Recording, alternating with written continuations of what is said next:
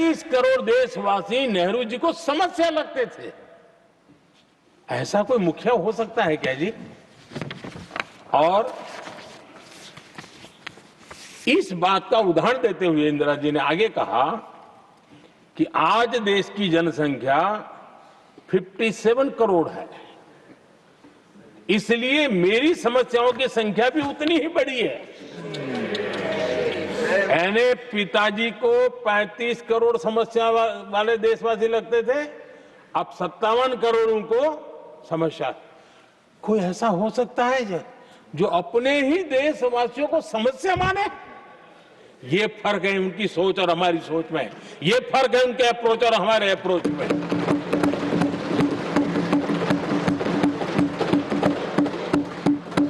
नेहरू जी हो या इंदिरा जी हो या पूरी कांग्रेसी बिरादरी हो, ये लोग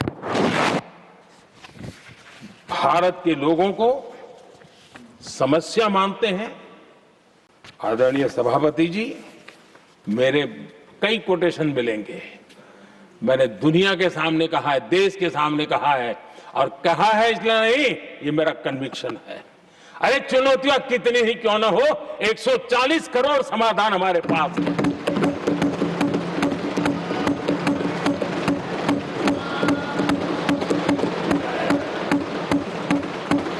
हमारे लिए देशवासी समर्थक की पूंजी है। हमारे लिए हर देशवासी भारत का उज्जवल भविष्य का नियंता है, निर्माता है, कर्ता धर्ता है। हम उसको समस्या कैसे कह सकते हैं? ऐसी सोच वाले लोग अपने परिवार का ही भला करेंगे और किसका करेंगे? आदरणीय सभापति जी,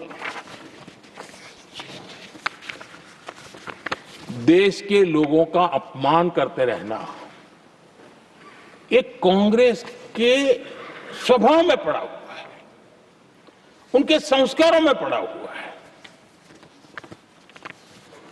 कांग्रेस ने बीते दिनों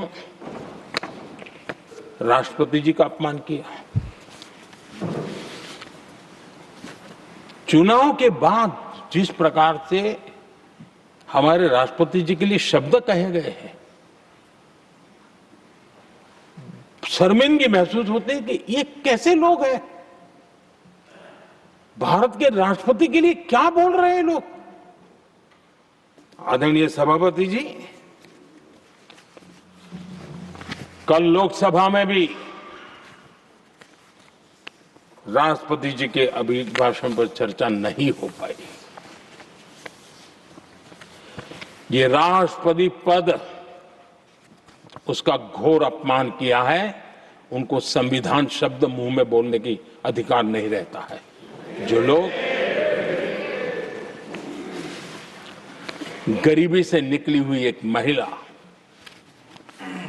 आदिवासी परिवार से आई हुई एक महिला,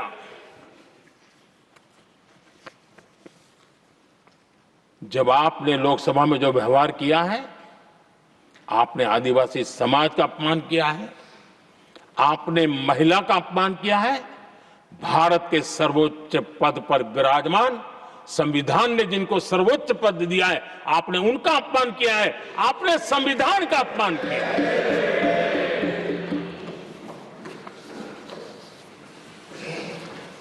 आदरणीय सभापति जी, उनको कुछ भी लगता हो, कांग्रेस को ये गुनाह। Honorable members, it is now 6 p.m. If the House agrees, we may sit beyond 6 p.m. till disposal of the motion of thanks and the presidential address. Do I have the leave of the House to extend the sitting beyond 6 p.m.? Yes. Thank you. आदरणीय सभापति जी, समय बढ़ाने के लिए मैं आपका और सदन का बहुत आभार व्यक्त करता हूं।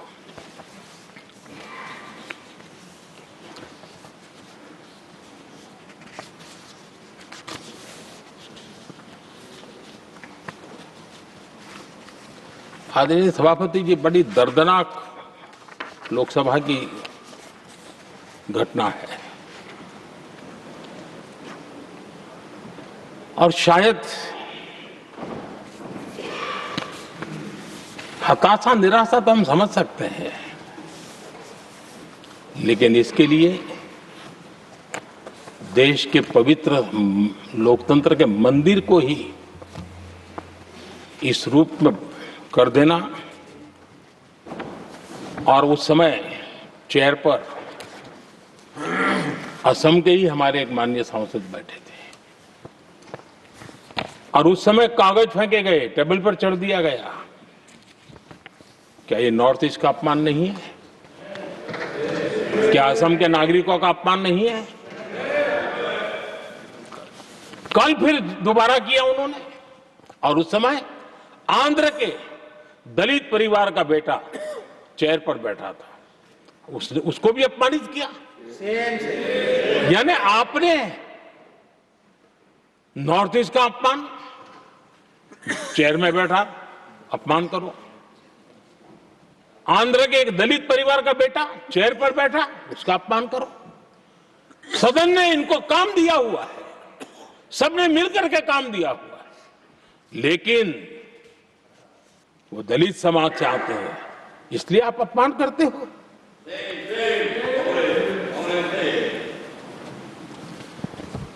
और ऐसा लगता है कांग्रेस के लोगों को असम की जनता के प्रति बड़ी नफरत है। उनको लगता है कि उसकी जनता ने उनका साथ छोड़ दिया, मतलब उनके दुश्मन हो गए। क्या कभी लोकतंत्र में ऐसे सोचते हैं क्या? मुझे तो तब बहुत पीड़ा हुई थी जब भारत रत्न भूपेन हजारिका जी, जो कि इस देश के बहुत ही सम्मानीय व्यक्तित्व है जी, आज भी घर घर में उनको स्मरण करते हैं लोग। उनके प्रति जो भक्ति का भाव है आप कल्पना नहीं कर सकते, लेकिन उनको इसकी भी कोई परवाह नहीं है। और जिस प्रकार से, और हमारा सौभाग्य था कि हमने भूपेन हजारिका जी के देश के लिए जो उनका योगदान था, नॉर्थ ईस्ट जैसे इलाके से पूरे देश को अपने वाणी से, अपने विचारों से, अपनी अभिव्यक्ति से बांध के रखा था। हमने भारत रत्न देने का निर्णय किया, इस पर भी इनको ऐतराज। और मैं तो हैरान हूं, खड़गे जी अगर होते तो मैं उनकी हाजिरी में कहता ही है, इन्होंने जिस प्रकार से बोला ना भारत रत्न के बाद, वो वीडियो पर उनका चेहरा देखेंगे ना, आपको लगा रहे ये ऐसे लोग हैं, ऐसा व्यवहार करते हैं। और ये कहा, अरे ये तो सिंगर थे। मैं समझता हूं कि एक किसी का भी अपमान करने में कभी भी पीछे नहीं रहते हैं। उन्होंने भूपेन हजारिका जी को भारत रत्न दिया, उसका भी विरोध किया। ये पूरे असम का विरोध है, पूरे देश के कला प्रेमियों का विरोध है। और मुझे पक्का विश्वास है असम कभी भी इस अपमान को भूलने वाला नहीं है।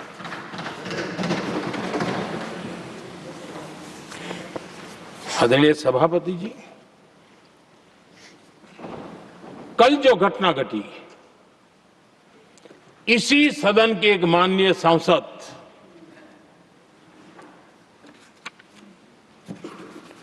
कांग्रेस के शातिर दिमाग जिनका है, ऐसे एक युवराज ने उनको गद्दार कह दिया। अहंकार कितनी 7वें आसमान पर पहुंच चुका है इनका। और कांग्रेस को छोड़कर के कितने ही लोग निकले हैं, कांग्रेस के कितने टुकड़े हुए हैं, कई लोग दूसरे दलों में गए हैं, लेकिन औरों को तो किसी को गद्दार नहीं कहा उन्होंने। लेकिन कल सांसद को गद्दार इसलिए कहा क्योंकि वो सिख थे। ये सिखों का अपमान था, ये गुरुओं का अपमान था। और कांग्रेस के अंदर जो कूट कूट करके सिखों के प्रति नफरत भरी पड़ी है ना, उसका वो अभिव्यक्ति थी। और इसी सदन के माननीय सांसद है वो, और उनको जरा भी दर्द नहीं, वरना आज खड़े होकर के कह सकते थे कि कल जो हुआ इसी सांसद की गरिमा के अनुरूप नहीं था, हमें खेद है, एक शब्द तो बोल लेते। लेकिन सिखों के प्रति उनके मन में जो नफरत भरी पड़ी है, और इसी के कारण उन्होंने कल, और जिसका परिवार देश के लिए शहादत देने वाला परिवार के वो सदस्य है, उन्हें अपने राजनीतिक विचारों में परिवर्तन किया, इसलिए गद्दार हो गए। और एक गद्दार शब्द छोटा नहीं है। मेरे देशवासी को कोई गद्दार कहे, ये कैसे देश सहन करेगा? और वो भी एक सिख है इसलिए गद्दार कहना बहुत दुर्भाग्य की बात है। और ऐसे लोग कांग्रेस को नहीं डुबाएंगे तो क्या करेंगे?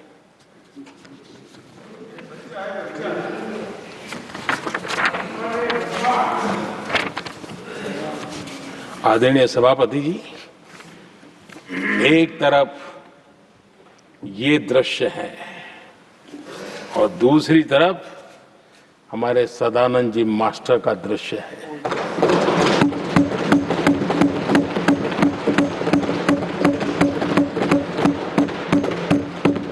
राजनीतिक विद्वेष के कारण उनके दोनों पैर काट दिए गए। भरी जवानी में दोनों पैर काट दिए। कटे हुए पैर से जिंदगी गुजार रहे हैं, लेकिन संस्कार इतने ऊंचे हैं कि वाणी में भी अपशब्द नहीं निकलता है, बर्तन में भी कटुता नजर नहीं आता। गर्व होता है। और कल जब उनका पहला भाषण हो रहा था सदन में, और उन्होंने जब अपने बेंच पर आपसे इजाजत लेकर के अपने कटे हुए पैर के लिए वो जो नीम का उपयोग करते हैं, आर्टिफिशियल नीम का, उन्होंने जब रखा, वो दृश्य देश के लिए पीड़ादायक था कि इस देश में ऐसा ही बंधारण की बातें करने वाले इंडिया अलायंस के लोग, और ये इंडिया अलायंस पूरा जिम्मेवार है इसके लिए, वैचारिक असहमति के कारण एक नौजवान के, और वो भी एक टीचर, शिक्षक के प्रति गर्व से, आदर से देखा जाता है, उसके पैर काट दे, लेकिन उनको कोई खेद नहीं है, उनको कोई दर्द नहीं है। लेकिन मैं मास्टर सदानंद जी को हृदय से अभिनंदन करता हूं कि उन्होंने जिस प्रकार से इतनी भयानक हमले के बाद भी देश की सेवा का अपना व्रत जारी रखा, और आज देश की नीति निर्धारण में अंदर अपना योगदान दे रहे हैं। ये गर्व की बात है।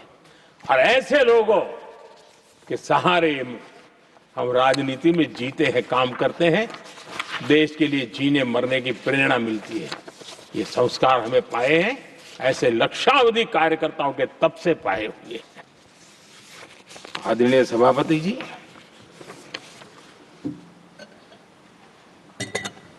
इन दिनों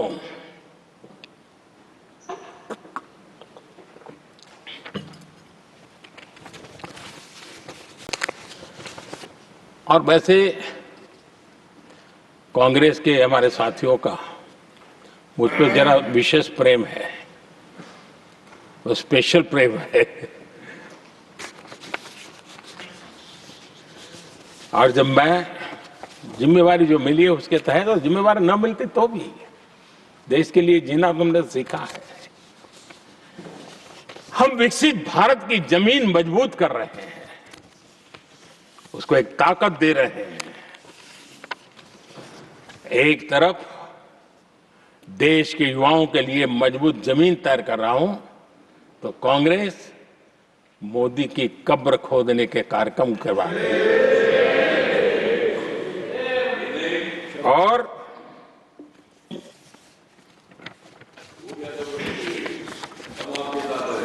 मोहब्बत की दुकान खोलने वाले मोदी तेरी कब्र खुदेगी के नारे लगा रहे हैं जी। ये कौन सी मोहब्बत की दुकान है जो देश के ही किसी नागरिक के कब्र खोदने के सपने देखती हो?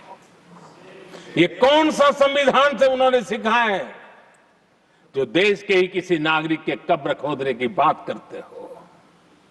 क्या ये संविधान का अपमान नहीं है? क्या ये मानवता का अपमान नहीं है? क्या ये सार्वजनिक जीवन की मर्यादाओं का अपमान नहीं है? और उनको इसका कोई खेद नहीं है। अगर इसके बाद क्या बयान देंगे? बयान देखो, प्रधानमंत्री राज्यसभा में भी रो रहा था।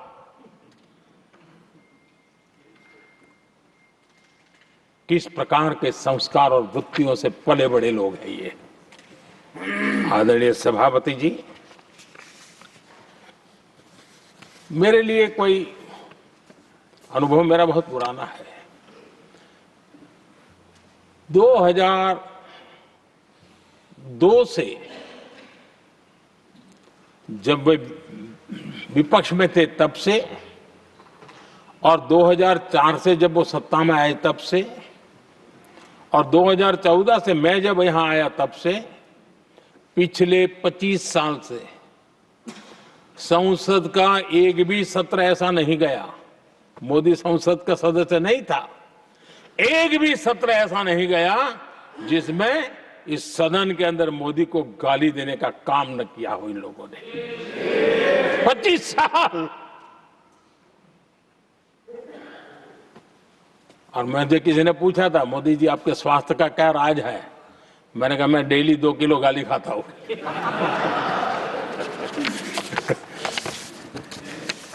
आदरणीय सभापति जी, ये मोदी की कब्र क्यों खोदना चाहते हैं? ये सिर्फ नारा नहीं है, ये इनके भीतर पड़ी हुई नफरत का प्रतिबिंब है, इसकी अभिव्यक्ति है। और वे इसलिए हैं, हमने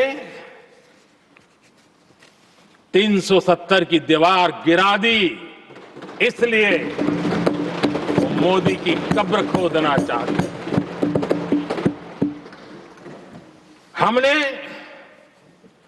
नॉर्थ ईस्ट में बम, बंदूक और आतंक का जो छाया बना रहता था, नॉर्थ ईस्ट में शांति और विकास का राह अपनाई, इसलिए वो मोदी की कब्र खोदने पर सोच रहे हैं। पाकिस्तानी आतंकियों को घर में घुस करके जवाब देते हैं, इसलिए मोदी की कब्र खोदने की बात कर रहे हैं। ऑपरेशन सिंदूर करते हैं, इसकी उनको परेशानी होती है और इसलिए वो मोदी की कब्र खोदते हैं। माओवादी आतंक से देश को मुक्ति दिलाने के लिए साहसपूर्ण कदम उठा रहे हैं, इसलिए मोदी की कब्र खोदती है आपको। हमने, नेहरू जी ने देश के साथ बहुत बड़ा अन्याय किया था, सिंधु जल समझौता करके। उस सिंधु जल समझौते को हमने एबेंस में डाल दिया। क्या इसलिए आप मोदी की कब्र खोदने के नारे लगा रहे हो? आदरणीय सभापति जी, कांग्रेस की परेशानी कुछ और है। ये पचा नहीं पा रहे कि मोदी यहां तक पहुंचा कैसे, और उनकी परेशानी बढ़ती जा रही है कि भाई पहुंचा तो पहुंचा, लेकिन अब तक टिका क्यों है? और इसलिए वे, एक ही रास्ता उनके लिए बचा हुआ लग रहा है कि मोदी तेरी कब्र खुदेगी। आदरणीय सभापति जी, ये तो मान करके बैठे थे। उनका लोकतंत्र, संविधान का कोई लेना देना नहीं। उनको तो लगता है कि प्रधानमंत्री पद उनके परिवार की जागीर है, उस पर कोई और बैठ नहीं सकता। ये जो उनके भीतर में नफरत पड़ी हुई है ना, मोहब्बत की दुकान में जो आग भरी पड़ी हुई है ना, उसका परिणाम है। और इसीलिए कोई क्यों बैठा, हमारा पैतृक अधिकार था। इसलिए मोदी की कब्र खोदने का नारा लेकर के वो चल रहे हैं। आदरणीय सभापति जी, वो भी एक वक्त था जब देश में बार बार खबरें आती थी, मीडिया में हेडलाइन हुआ करती थी, सरहद की स्थिति के संबंध में बयान आते थे। गोला बारूद नहीं है, बुलेट प्रूफ जैकेट नहीं है, बर्फ के बीच खड़ा है, बर्फ में खड़े रहने के लिए जो जूते चाहिए वो जूते तक नहीं उसके पास, ये खबरें आती थी। हमने देश के जवानों के लिए खजाने खोल दिए, देश के जवानों को जो चाहिए वो देने की दिशा में चल पड़े। और इसलिए वो चाहते कि अब तो कोई रास्ता बचा नहीं है, बस कब्र खुदेगी मोदी की, यही एक रास्ता उनके लिए बचा है। आदरणीय सभापति जी, एक बार उत्तर प्रदेश के वर्तमान मुख्यमंत्री जी ने सदन में भाषण करते करते वो रो पड़े थे। दिमागी बुखार के कारण बच्चे, अनगिनत बच्चे मर रहे थे।